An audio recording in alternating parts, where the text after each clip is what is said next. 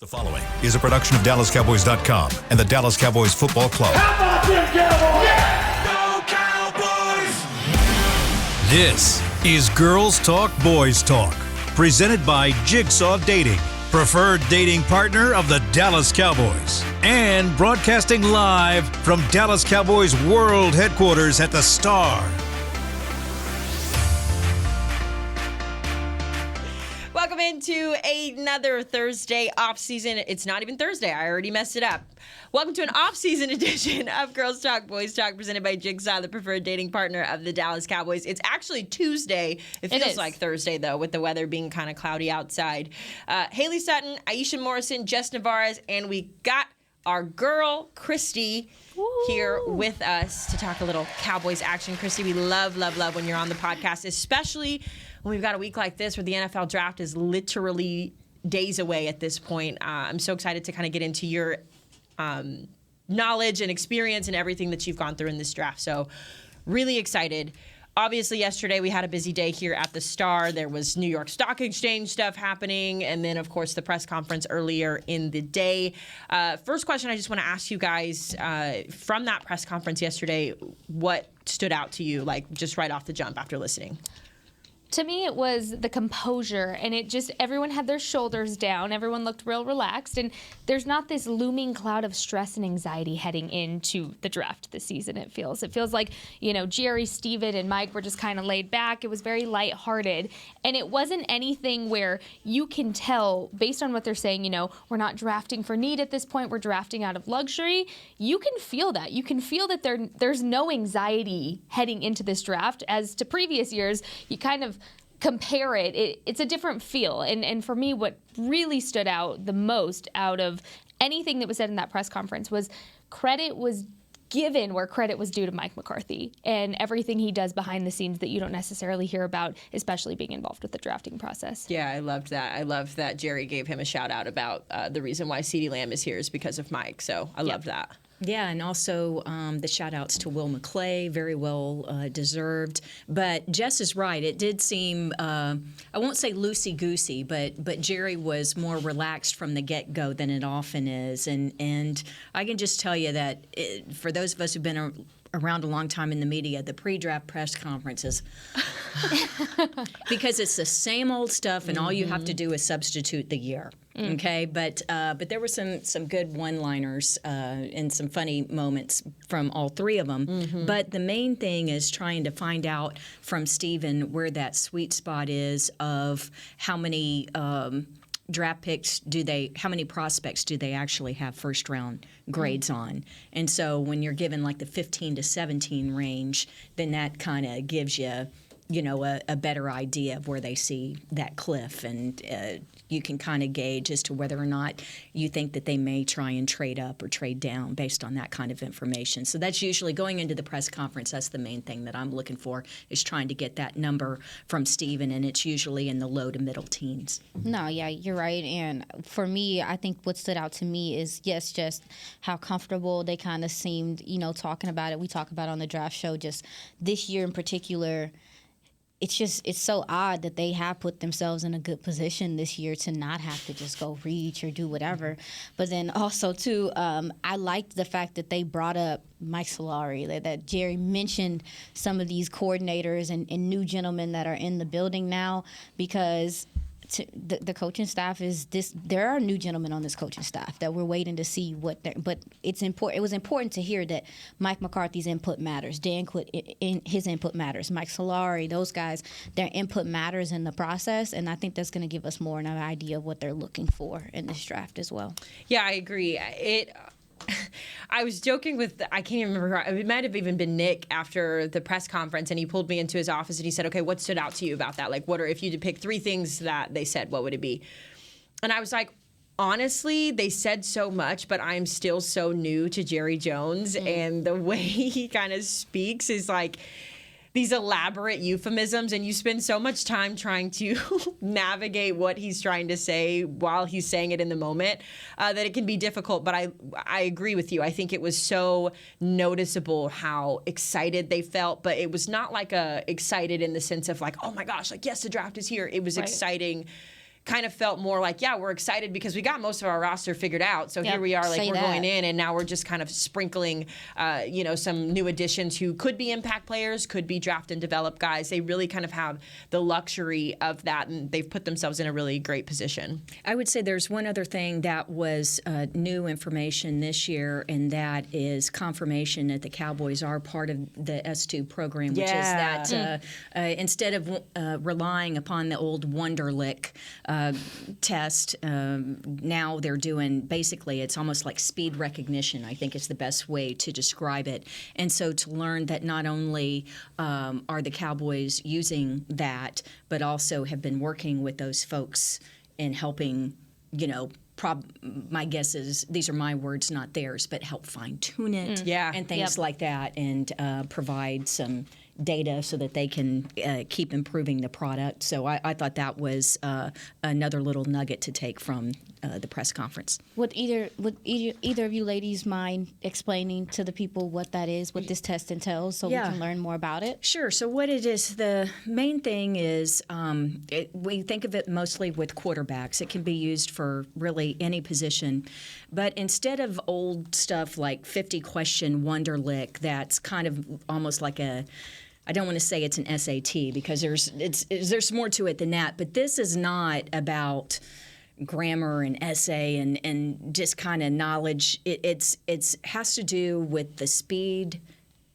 It's how fast you can recognize and process information. So let's say, for example, that popping up on the screen is a series of 3 triangles, but the tips of one of these triangles is askew, and so you're trying to, it's how fast can you recognize things, and that's so important because think about when a quarterback drops back to pass the ball, and he's literally has milliseconds to make a decision on, as he's going through his route, he's progressing from his first read to his second read to his third read, even pre-snap as the defenders, particularly safeties, are moving around. And so it has that's the thing about there's book knowledge when it comes to being a football player, like knowing what the playbook tells you to do.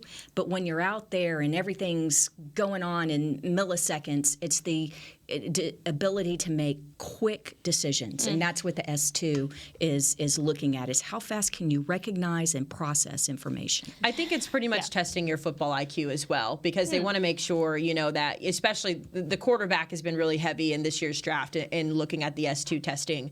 But again, it's just your information processing, like how quickly are your guys going to make decisions in real time. And I think that's the special part of it, is you want to make sure, especially, for these first couple of teams picking, they've had issues at quarterback for kind of those reasons: game speed, not being able to read the ball or read the plays like when it's happening in real time. And so I think especially for the teams that have those first 3 picks who are leaning heavy on quarterback, it's going to be a really interesting stat to kind of look at. I think what's interesting too about it, since we're on the topic, is how some of the guys have been scoring. Like I know Bryce Young blew it out of the water in terms of, I think his percentage was like 85 or something like that. And then on the low side was CJ Stroud, and he hit like 18%. So it's kind of just one of those things where I don't think it should be the only thing you should look for, obviously, in your quarterback, but it's definitely changing the way teams can kind of see, okay, if we draft Bryce Young, is he going to fit in right away? Is he a guy that maybe needs some work? And then how can we address some of the issues that he's having? Yeah, another tool, just like analytics in baseball. You know, you can decide how much you should rely upon it, but at least it's one more thing to help you be guided and make decisions. First time I heard about it and started hearing about it, I was like, dang, it actually sounds like something I went through for some of my security training and some of the assessments that they take with us to see how quickly we react, how well we, assess situations and stuff. And I just thought it was interesting. I was like, oh, that sounds, never mind. Yeah, not my business. We did similar stuff in college, like during preseason, where you'd have to do like your concussion testing. So you had the baseline for concussion testing, and then you would do some kind of cognitive to the same thing. When you said the triangles with the point, I was like, yes, like I recognize that kind of test. It's been cool to see how the draft has evolved from this primitive sort of, we're going to pick our guy to now it's like, well, we're taking him because we have all of this science and research and everything backing what these guys do. So yeah, but you're right. There's a fine line between relying on these things, and as they pointed out yesterday, I think Mike McCarthy hit the nail on the head when he said that it's a tool that we can use. Yeah. Mm-hmm. Let's get into a little bit more of that press conference, though, because there was a lot that was said in that 45 minutes. The biggest thing that I kind of took away off the top was that they're not afraid to trade that 26th pick, which to me, as someone who's going to be in Kansas City next week, or literally tomorrow, It came up fast. It's yeah. okay. Everything came up fast. That part of it to me is like, oh, please don't. But I also get it. The 26th pick, from what I kind of understand, and Chrissy, you can give some context on this, but at 26, it's just really challenging because you don't know what, it's so far down in the first round that you're not sure what's going to be available. And I think Steven especially was really big on harping on that and saying, like, this is a game time decision. I think that's even how he described it. So, but I did think it was interesting because, they haven't really had to do that a lot. I think they mentioned, with Tony Romo and Dak Prescott, that's typically a move that you do for a quarterback. And since they've had quarterback security the last couple of years, they haven't really had to. But it'll be interesting to see what they do with that pick at 26. And it's cool that trade, I guess, is an option. We traded up for Micah, right? They traded back. They traded back had for 10. Micah? They had 10 and traded back with Philadelphia and got him a couple picks later. Right, and like Thanks, Philly. yeah, and For with the- something. Yeah. The only thing. The one thing. That Thank and a you. cheesesteak. That's the only thing. Yeah, there's with at 26, a lot of people would say that's still like the second round, but there's so much. The first round is what gives me the most angst, I guess you want to say, because we have no idea. Yeah, what's gonna and you want to happen. know. Like, that's the thing. Is like you want to know, and you don't have the answers. Yeah, you have no idea how that board's gonna fall. There could be a run of receivers that go. Yeah, it could be a that's run of exactly it. Tight It's- ends, receivers. And yep. the dope thing, like we were just talking about the Cowboys, is that they have put themselves in position to where I think whoever they pick in the first round, put it like this: if they do something crazy, they chose to do something crazy. Yeah.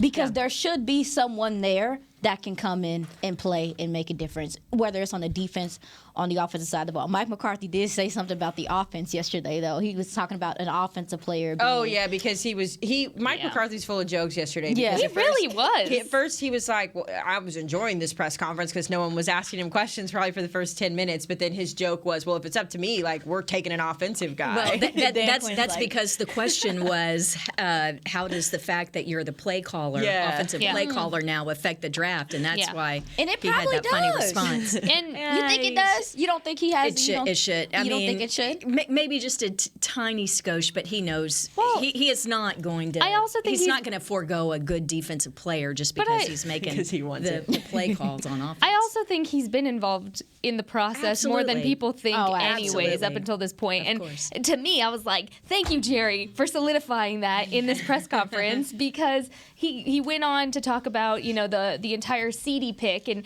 how that played out with Mike McCarthy's role and Trayvon Diggs. I mean, look, there's an example right there of a great offensive player, a great defensive player that Mike McCarthy had a hand in. So for me, whatever Mike McCarthy says in this draft, you just follow what he says. Just go for it. Listen to the man. And while we're speaking about trading up, trading down, what I like something that Jerry mentioned is it's an instinctive feel when it's time to make a trade, when he wants to do that. And so somebody asked, well, what does that mean? What goes into that? And he said, it's a reflection of the past and just all of these other things, having more input with Mike and coaches having input. So really what I enjoyed about yesterday was just seeing the collaboration between front office and coaches, because that's not really a bridge that you think when you're thinking about draft. You don't really think of, coaching first and how much goes into this. It's mostly like, Cowboys front office, but you don't really think about how active these coaches are in these decisions. Well, and it varies organization to organization, but I think Bill Parcells put it best when he said, if I'm cooking the meal, I want to help do the shopping and pick the ingredients. That's and, true. And in the past, there have been organizations where the coaches were not involved, but I think that I thought that Parcells' comment was most appropriate to that kind That makes of me relationship. hungry. Well, let's go ahead and take our first break. Still so much to talk about when it comes to this draft. We'll get into maybe some of the positions that were brought up in that press conference yesterday and what might be the best fit for the Cowboys just in the draft overall. We're going to get into that when we come back here on Girls Talk, Boys Talk. At Jigsaw Dating, we obviously want the Cowboys to bring that 6th ring home. But to be honest, we're more focused on finding the person who will put a ring on your finger. That's why we created a dating app that reveals your face through meaningful conversation, so you can date deeper. Because it's personality that matters the most, not looks. Join Jigsaw Dating today, dating partner of the Dallas Cowboys.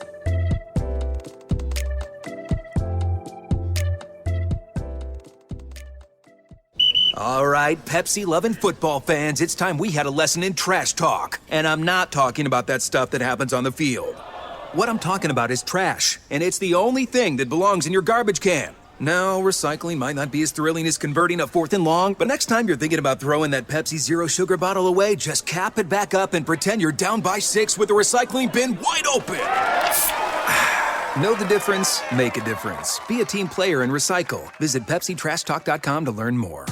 I'm Dak Prescott, quarterback of the Dallas Cowboys. And they snap it to Prescott, who looks right. It's not there. He escapes left. He'll run for a first down. Just like football, when it comes to crypto, it's important to have a team you can trust. With blockchain.com, I know I'm in good hands. Since 2011, they've been trusted by millions around the world to buy, sell, and trade cryptocurrency. Prescott's going to run this himself. Run it up the middle, and he scores. Whether you're new to crypto or an active trader, they've got you covered. What are you waiting for? Get started at blockchain.com.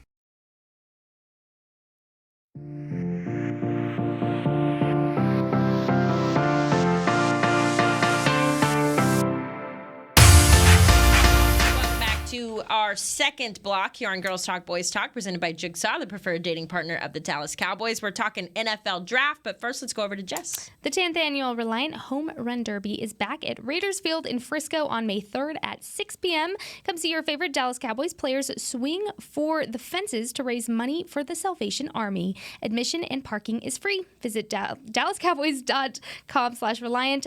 HRD to learn more. See you there. It's actually really fun. Yeah, I've been seeing that it's a too. blast. It's so fun. Have you guys? You really need to I go. went last year. It's a lot of. I was losing my mind. They raise so much money. Sound like your Hillary Duff. You sound like you need to be doing the Disney Channel pin. What we need to do is all 4 of us My need name to is Jess join Tavares, and I'll see you there. because they have a media one before the Cowboys, and so we can go. We could raise a lot of money for charity. I am prepared to watch my media colleagues. Hey, I came in third. That was yes, like Christy. 4 or 5 years ago. Love that for yes. you. I'm too competitive for yeah, this well, stuff. that and like my skill set is very specific when it run. comes to sports. Like any kind of equipment involved in sports, I'm out. Girl, So, I have like, asthma. I cannot run. I cannot run. Well, this is a home run derby. Yeah, though, all so you you're have to not do running. is swing the bat. Oh. Yeah. Oh. You know how to hit a baseball with a bat? Yeah. Baby, it's harder I than love what that. it looks. Yeah. It really is. So the guy, Gator, he's the bullpen pitcher and bullpen catcher for the Riders, Rough Riders, Frisco Rough Riders, the minor league team, and so he throws for the media one, and so he knows where he'll put it in the exact spot every time. So, and you don't have to hit a home run to get like credit to move to the next round. All you have to do is put the ball in play, basically. So all you have to do is just keep chopping them, get to the semifinal, and then the final, and you can make money for your charity. It was a really good time. If you get the chance to go, please go. I had a blast last year, and it was something I would not stop talking about. I had so much fun. Are some of the players going? Yeah. They'll be swinging. Who was it that won? Leighton? I think Leighton They won actually really hit last home year. runs. Yeah, I'm excited. I will be on the mic for that, not behind the plate. So There you go, don't girl. ask me to be involved in that other than to talk about it because your girl does not do baseball well. Let's get into this draft a little bit more. So much stuff that we still have to talk about. Let's get into some of the positions that the Cowboys were asked about yesterday. The obvious we start with is the running back position. There's obviously so many talented running backs in this class. And the question is, do the Cowboys take a running back in this year's draft? Not even at that 26th spot, but is it worth it for them to take one in this draft, or do they feel like they can get by with what they have? Now, I do want to come on and clarify because there was some miscommunication yesterday, I think, in some of the stuff that Jerry and Steven and even Mike said, because they can be a little bit, what's the word I'm looking for? Tricky, I guess, in how they say certain things. One of the things that was said, though, was a quote, Jerry saying that they, quote, took Zeke was too high. Some reporters and people hearing that thought that they were saying that Zeke was taken too high in the draft. That's not the case. Jerry was saying when it came down to Ezekiel Elliott leaving in this offseason that the reality was the price that his camp was wanting to be at was too high for the Cowboys to be comfortable with. So I want to make sure that that is understood by our listeners. They don't regret taking Zeke at that number 4 spot back in 2016. His price point in renegotiating that contract this year was a little bit too high. So just some stuff to kind of keep in mind. But getting into that running back spot, we talked a little bit about Bijan and if he falls to 26. But ladies, from your perspective, when you look at the running back room, we've talked about the prospects left and right. But do we think that the Cowboys really need to take a running back in this draft, especially at 26? What's kind of the risk reward there? They ain't got to take one at 26, but there are so many different running backs. This is a pretty deep class when you talk about running back, a lot of versatility in these different running backs. I mean, 4th, 5th round, you could get a guy that could come in here and be productive, make passes for you. And so I feel like we talked about Tajay Spears, even from Tulane. I mean, these you get excited talking about him. This isn't a 1st round guy. It's not. He's literally a 3rd, 4th round guy, but you still. That just tells you how many running backs there are in this draft. So I don't particularly feel like they need to go 26 because there's so many other options in this draft. But absolutely, if you were going to take a running back, this is probably one of the drafts to do it because there's some good guys in this draft. If Gibbs were sitting there at 26, assuming that Robinson's I knew gone. you would love that. So a lot of people, yes, and a lot of people are up and down about Gibbs, but I look at him as another weapon. He is another weapon. His ability. He's another Tony. Yes, and his ability to catch ×2. out of the backfield and stuff really makes you turn. Yeah, he's a running back, but he has some slot ability, and that to me is what changes some of the conversation about. Okay, can you draft this guy here? Jahmyr Gibbs was one of my favorite watches this whole time I've been watching drafts. So yeah, he's a guy too. Yeah, and the other thing is Pollard. You got him for a year. You got to start thinking about the future. Yeah, and so I mean, I hate to sound like that, but that's the business of it. So you can't just assume that you're going to have Pollard beyond this year. And not only that, but Jerry and Steven, I think it was specifically Steven that said you can't have enough of these guys. You can't have enough because what we've seen is how this play style of football works now is you really need 2 solid, steady running backs to continue to build them up, yes, as players, but to have the longevity of their bodies just continue on and on because they talked about, well, not everybody is an Emmitt Smith-like running back where you can be productive for 10 seasons and you have that wear and tear on your body. When you have that 1-2 style punch running back system that you saw last season in Dallas, you protect both of them to be able to stretch out the term of their career in that sense with their bodies. And so I thought it made total sense. And if you can draft a running back in this draft, you have the opportunity, somebody falls to 26 that makes sense, or even in the 2nd and 3rd round, even better. What I really liked, too, is Mike McCarthy talked yesterday about guys taking their 2nd and 3rd year jump. Get a guy who can learn your play style, learn behind Tony this 1 year that is absolutely guaranteed right now. Learn behind Tony Pollard. Malik Davis, your turn to step up. It's time for your 2nd year jump. And you'd make that jump, have a younger guy come in, learn behind him. And then when that 2nd and 3rd year jump comes for that guy, you make that jump as well. Just keeping a nice little process going in Dallas while keeping everybody's bodies just in the long term, I guess, safer and not taking so many hits at that running back position because it's physical. Yeah, it was interesting, too. I thought it was a different perspective hearing from Steven and talking about the running back. Obviously, he said that it was very, situational specific in how they kind of approach that. But I thought it was interesting, too, how he spoke about just how the position has morphed and you're not really, back in the day, so to speak, it was really important to make sure that when you're drafting a running back early that you're going to get 2 contracts at least out of him. And I thought it was interesting that he kind of flipped and said, well, this late in the draft, it's maybe not as necessary to worry about getting that second contract as so much as, getting what you can out of them when you have them. So I thought that was interesting. I know a lot of people are loving the idea of the Cowboys trading up for Bijan if he's still available around like 15 or 16, but I don't see him falling that far.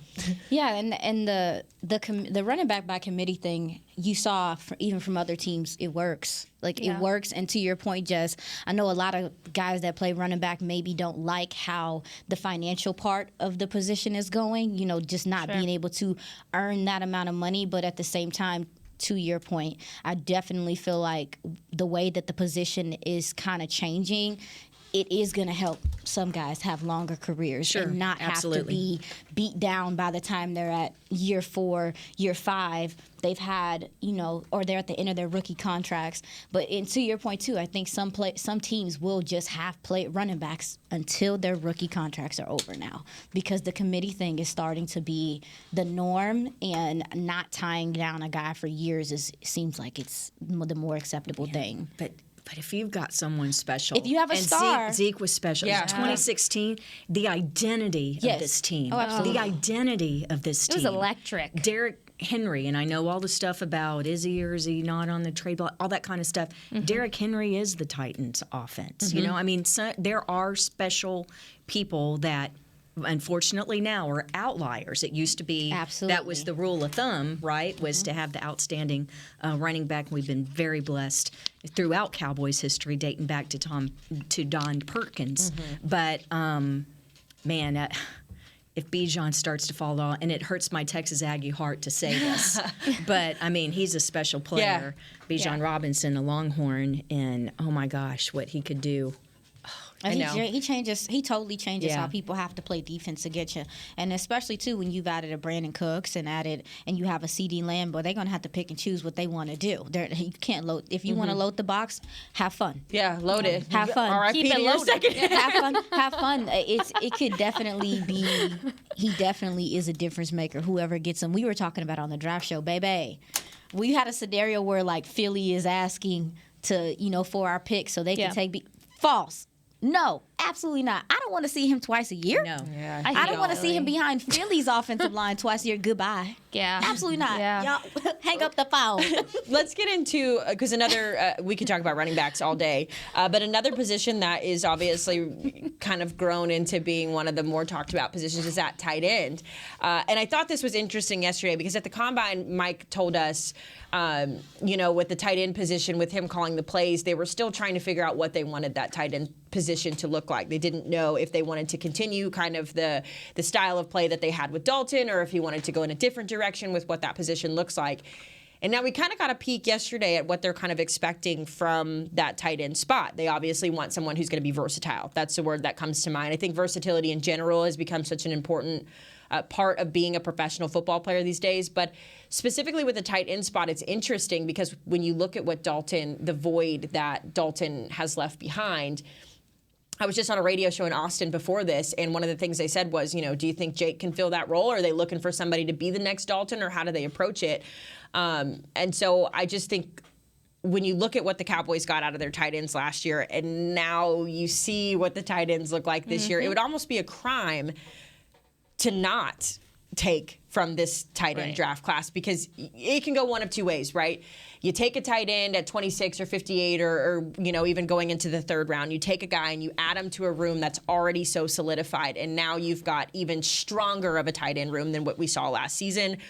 Or on the flip side of that, you do the same thing. You take a guy who maybe you think is going to be, a contributor in a few years down the line when it comes time to start negotiating contracts with some of these rookie guys. So it's certainly interesting to see how that position is going to pan out, especially for this organization. Oh, yeah, and we've talked about this all season. Last season was the importance of this tight end group. And so I also love that they gave their kudos to Dalton Schultz and said, how he's grown into that guy for the Cowboys, and so wishing him the best in Houston. But also what I loved is that Mike McCarthy said that a tight end that they're looking for has to have 3 things. 1, he can play next to the tackle, he has the ability to do the heavy lifting on the line of scrimmage, and he can play as a receiver. And so looking for that kind of player in this tight end is is almost easy, in this tight end draft class, I should say, is almost easy to do with the amount of good tight ends you have to work with here. So I've been on this take a tight end in round one train since day one. So I'm sticking on that train, and people can disagree with me on that all you want. I'm sticking on that train. I really have just been so impressed with the amount of impact that when they were utilized correctly, your tight end group can have within this Cowboys offense. But again, it comes down to I guess the play calling and how they can be utilized better in the scheme going forward, which I think Mike McCarthy absolutely is going to plot for this upcoming season. Who are you, Aisha? Are you thinking Mayer? Or are you more of a Washington kind of guy? So- 6'7", and what do you think? Well, because I'm on the fence. Like with Michael Mayer out of Notre Dame, I feel like Michael Mayer, if you're gonna look at every tight end that's coming out, this guy is the most league ready. He just looks like. The tight end position has a lot of intricacies to it as far as angles, just how you turn, how you time things. And he just seems like he gets the position differently than some of the other guys do. But he is very much so the traditional inline kind of tight end. So I posed the question to the guys on the draft show is the comparison of Michael Mayer to Jason Witten comes up a lot. In this NFL, are you looking for a Jason Witten type player, or are you looking for a Darnell Washington type player that has a little bit more twitch, has a little bit more wiggle to him, has a little bit more athletic qualities to him? To me, it's up to whatever they decide. Now, Mike McCarthy, with the Martellus Bennett's and some of those guys, he's had a record of getting the athletic, big, strong tight end. So maybe that's a possibility. But even like Sam Laporta from Iowa, I love his name. Checks all the boxes for you. Checks all the boxes as far as being able to stand next to the tackle. I actually like him after the catch a little bit. He has some receiving qualities. The thing about Sam also is that Iowa offense wasn't super dynamic, but he did what he could there. I think in a good program, he could be a steady tight end for you. And Iowa has a very good reputation of having players prepared for the league, not character as well, not just play. So tight end, just like you were talking about earlier, is very similar to running back in the sense of there's so many guys. You start getting to the 4th, 5th round. Tucker Kraft. I mean, there's gentlemen there that you can take in the later rounds that are going to be productive. If you want to take somebody in the 1st round, live it up, sis. I'm living it up. Choo. I'm riding that train. But I think that with tight end, I think that in context for the Cowboys, I don't think you can just look at let's say if they're taking one in the 1st, 2nd, 3rd round, that you look at them individually. I think that you have to look at the entire unit. And so I think that they're all going to get a chance to play. And what I'm really anxious to see this coming season is how they're going to utilize Peyton Hendershot. It's something that we've talked about on Girls Talk, Boys Talk before, because in talking with members of the staff, they see him being a sort of Blake Jarwin type, flex him out and send him down the field, right? And less of an inline kind of guy, less of a Y, more flexed out and do things. So that's the thing. You're not going to have to put you don't have to put the onus on your draft pick of tight end. Look at it collectively as a unit. How he fits into the room. Exactly. Yeah, no, and Peyton Hendershot is I don't know if we have guys we're looking at for next season. Is he your pet cat for next season? But he's so the far? guy that I think he could literally break the whole offense open with his receiving ability and what he's capable of. He just needs some polishing. Oh, absolutely. But I mean, me personally, I don't forget what he did at Indiana. I mean, dude had I think 3 drops his whole career. It's amazing. There, I mean, this is a gentleman that's sure about his hands, but the receiving capability. And to your point, it's going to be a versatile. If they do take another tight end, it's a versatile room, right? Because you get a lot from Jake Ferguson in the receiving, in the blocking, and then you sprinkle in Peyton and his ability to stretch the field. You put another guy in there. That's a steady tight end room, and I think it's going to be difficult to counter with how many different ways they can be used. And Mike also talked about how this tight end position is morphing into a primary position in today's football world. It's right? a skill position almost. Yeah. I consider it a skill position. Yeah, at absolutely, this point. Yes. absolutely. And as great as Patrick Mahomes is, You've seen now. We know now we know that their wide receivers can be interchangeable, but the straw that stirs that drink is Travis Kelce. It makes a big difference. Well, let's go ahead and take our second and final break here on Girls Talk, Boys Talk. We'll be back to wrap up our final show before the NFL draft. This is Girls Talk, Boys Talk, presented by Jigsaw. At Jigsaw Dating, we obviously want the Cowboys to bring that sixth ring home. But to be honest, we're more focused on finding the person who will put a ring on your finger. That's why we created a dating app that reveals your face through meaningful conversation, so you can date deeper. Because it's personality that matters the most, not looks. Join Jigsaw Dating today, dating partner of the Dallas Cowboys.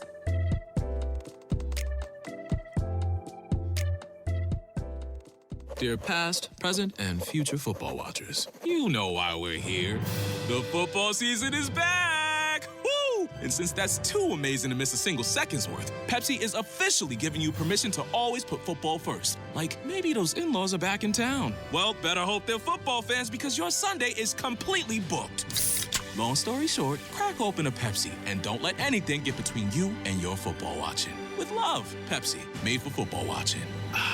That's what I like. If you've been thinking about weight loss surgery, My Bariatric Solutions has made it easier for you to schedule your initial consultation from the safety, comfort, and convenience of your own home. You'll meet one-on-one with the bariatric surgeon over a private and secure video call. You'll learn everything you need to know about the options available and which procedure is best for you. If you've been considering weight loss surgery and are ready to take the first step, call My Bariatric Solutions today at 844-326-6266. That's 844-326-6266, or go to mybariatricsolutions.com.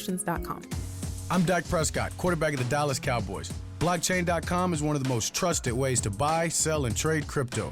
Whether you're always on the go or stay closer to home, Blockchain.com is just a few taps away. Put the power of crypto in your pocket, so no matter where you are, you can trade on your terms and build a crypto portfolio to fit your life. For crypto pros, rookies, and anyone in between, Blockchain.com makes it easy to own a piece of the future. Blockchain.com, trusted by millions, trusted by America's team.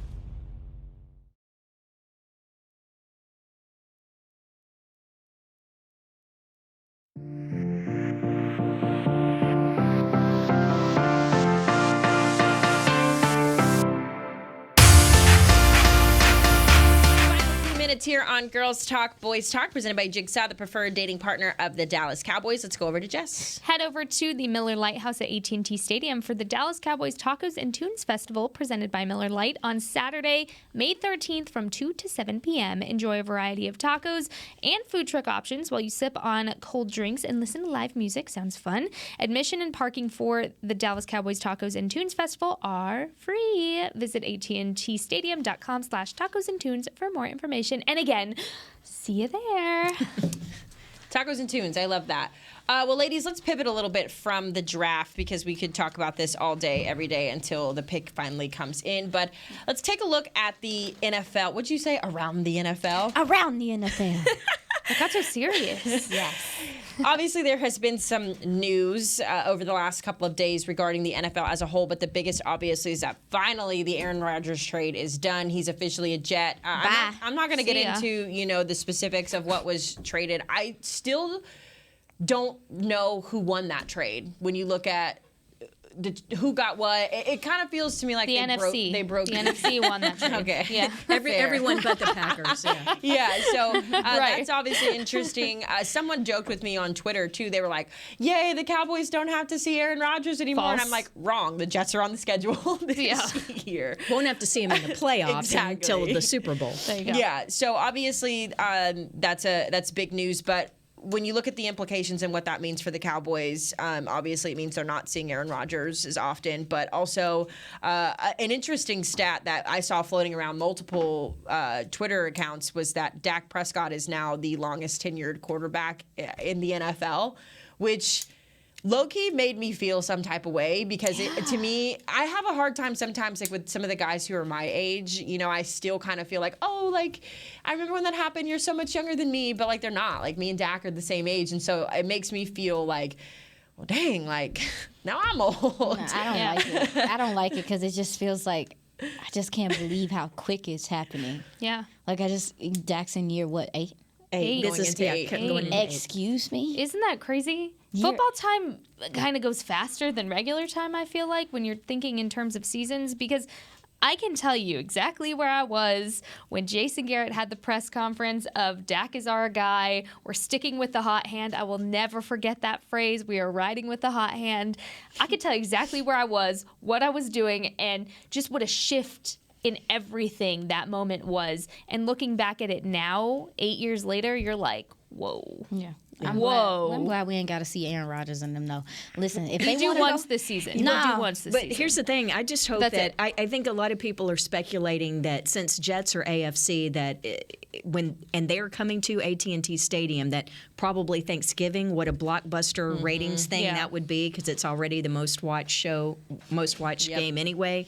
That mid-afternoon slot Do on it. I'm not Thanksgiving Day. afraid. But I want it early in the season. I want them to come early, Week 3 before. Yes, or Opening game. Opening game. Opening game. Just something where he has not had as much time to get assimilated with his receivers and the line and the offense and the. And not a Thursday night game.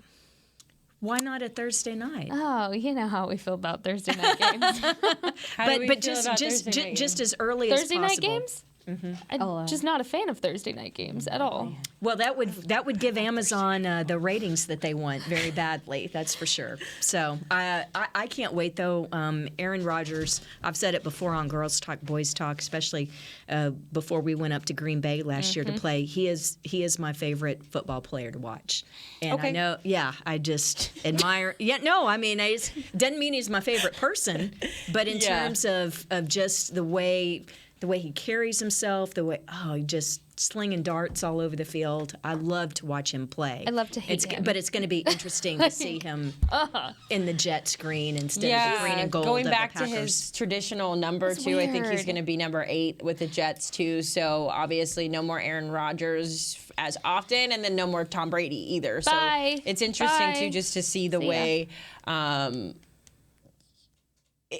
I was talking to my dad about this the other day because I was trying to explain to him, like, you don't recognize, you obviously recognize greatness, right, when you see it, but you don't recognize the type of greatness that we've been exposed to. Like, Tom Brady is like our Michael Jordan, and I think Aaron Rodgers kind of filters in that same category too. And like for our generation, like that's, that's the guy that we're going to be talking about in 30 years. Like, oh, I remember when Aaron Rodgers used to come and he would tear it up against the Cowboys. So it's so interesting to see now, obviously with Tom Brady hopefully staying retired, and now you've got Aaron Rodgers moving around in a different with a different team, different receivers. It's certainly interesting to see how the NFL is changing before our eyes. Yeah, and it's good for the league in terms of the Jets, being in the number one market and the things like that. So it's like when Notre Dame is good at football, and when the Yankees and Red Sox are having good years, it just, a rising tide carries all ships and lifts all boats. And so I think it's good for the league that if Rodgers landed someplace, that it was with that franchise that has struggled so much in recent times. I also hadn't realized after the news broke, instantly turned on NFL Network just to see what was being said. And they were rerunning this film that they had made about the year 2005 when Aaron Rodgers was getting drafted. And it talked about the disappointment. And he goes on to talk about the disappointment he had in not being taken first overall, and the 49ers not taking him. They took Alex Smith at that time. And it was so just, I never really thought about how that starting point for him was it. It was, I was disappointed I wasn't going to San Francisco. That's where I wanted to go. My heart was set on that.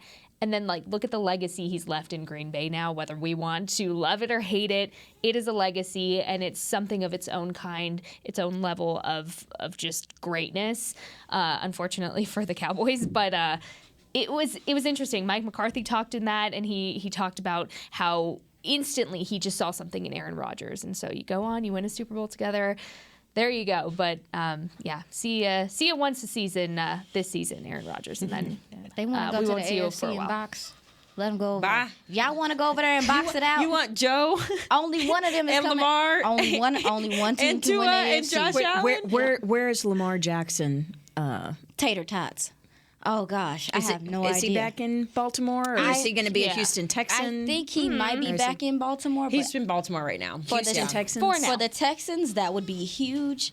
I also have not ruled out, personally, I have not ruled out the Commanders. I feel like, why not? Okay, well, they did just sign Jacoby Brissett, though, so that would be tricky. Because Brissett's is a one-year deal, but it's a hefty one-year deal, so that would be tricky to have both him and but Jackson. see, they're not going to have all the approval and stuff done in time with selling the team and all of that. The timing is not fortuitous for Lamar because the incoming ownership group may not be able to pull the trigger fast enough to get that Texans done. are a good look, though. Yeah, The Texans he'll be interesting. He'll be interesting too, and I think he's made it so clear that it's not a money issue because the Ravens threw everything but the kitchen sink at him to get him to stay twice, and he's like, I'm not going, so quit asking. What about the 49ers as a landing spot? That could be. They don't have. I think they're all in on Brock. Yeah, Think so? Brock, or they got Trey Lance. But they may not that's even right. have Brock for. I mean, he said publicly that he doesn't know if he's going to play next season. His recovery with his elbow, whatever, Tommy John. is giving him some trouble. You mentioned, and it's probably my last comment, but you mentioned you don't know who won that trade yet. You don't know who won that trade. I don't either. Yeah. And We won't know until the season. as much respect as I have for Aaron Rodgers, we cannot negate the things that we've heard as far as like the Jets need a leader. They need a guy to come in. They dealt with what they did with Garrett Wilson and some of those guys. They need a guy to come in and really take control or take the reins on being the quarterback of that team. And also too, I mean, I don't deny what I saw on film. Aaron Rodgers is Aaron Rodgers. There were times, a lot of time last season, maybe it's because it's wide receiver core. I don't know. He did not look like the Aaron Rodgers that we know. So, again, you said you want to know who won that trade. I think we won't know, really honestly, until we start seeing how they gel as a unit offensively as well. So, that's just me. It's going to be a fun NFL season, ladies. I'm mostly excited just to get this draft over with, if I'm honest. Like, we've been talking about it for so long that now I'm like, it's here. Let's get it done. Yeah. Let's get to know these guys. So I am so excited to see what this week looks like for the Dallas Cowboys. The next time we talk to y'all, we will have a brand new roster and a slew of new guys to talk about. We can't wait to do that next week with you. But that will do it for us here on Girls Talk, Boys Talk. Christy Scales, thank you so much for being with us. Yeah, thanks for letting me once pop on with you again. guys. Fun week. Best week of the off season. That's for sure. And have a great time in KC. Thank you. Yes, you're I'm gonna so kill it. excited. We will see how it works out. We've got some really good content planned for you guys that's dropping pretty soon here to get our Kansas City coverage started. So stick with us on DallasCowboys.com, all the fun places for all of your up-to-the-minute draft. Aisha is on the draft show, so she will be working so hard with the draft show and keeping up with everything that goes into that show. So we've got a lot of draft content coming for you from these fantastic ladies in this room, but that will do it for today. We will talk to y'all next week. This has been a production of DallasCowboys.com and the Dallas Cowboys Football Club. How about this,